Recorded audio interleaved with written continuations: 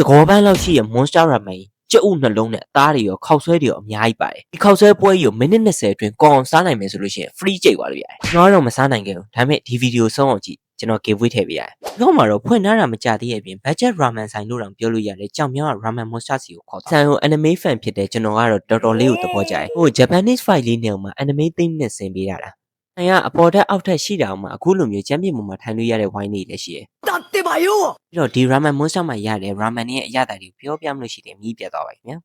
အမှကျွန်တော်တို့ပုံမှန်စားနေကြ ramen တွေအပြင်ဟလာ ramen တုံယန်း ramen spicy ramen တွေဆိုပြီးတော့ရှိသေးတယ်ပြီးတာပန်ယာကီတွေပါလည်းရှိတယ်အဲ့တော့အကြိုက်ဆုံးနေရာတစ်ခုကတ်ဆုတွန်စုတွန်ဆိုလို့ရှိရင်ဆိုင်တော်တော်များများကြက်ရင်ပုံသားပဲနဲ့ပဲလုပ်ပေးထားတာဆိုတော့ကျွန်တော်တို့အသားကမာပြီးတော့နည်းနည်းခြောက်နေတတ်တယ်ဒီဆိုင်မှာကျတော့ကြက်ရဲ့ပေါင်သားကိုသုံးထားပေးတဲ့အတွက်ကြောင့်မလို့စားရတာအရင်နဲ့ခြောက်နေပဲနဲ့ juicy ဖြစ်ဖြစ်လေးနဲ့နုအီအီလေးနဲ့စားရတာကအရသာနောက်ပြီးကြိုက်တာဆိုလို့ရှိရင်ဒီမာလာ ramen အမှန်ကိုမာလာရတာနဲ့စားတာနည်းနည်းလေးရစမ်းနေလို့ခံစားပြီးမယ်တော်တော်လေးတော့စားကောင်းတယ်ဟလာကိုစီလဲအရင်မများနဲ့မာလာရတာထိထိမိမိလေးနဲ့စားတာအဲ့တော့တုံယန်း ramen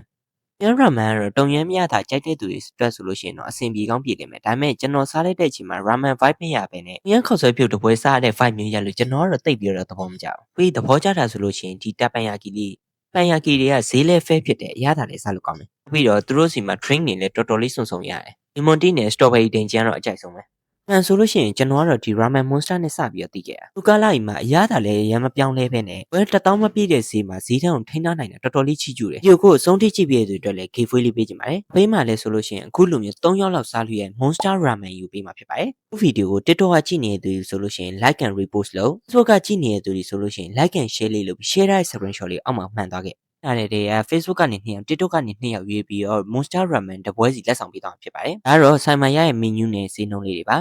monster တော့ဆိုင်ခွဲ30လောက်ရှိတယ်ကျွန်တော်သွားစားခဲ့ရတော့ကြောင်မြောင်အကွက်သေးဘရားတုတ်တိလမ်းထဲမှာရှိပါတယ်ခင်ဗျာ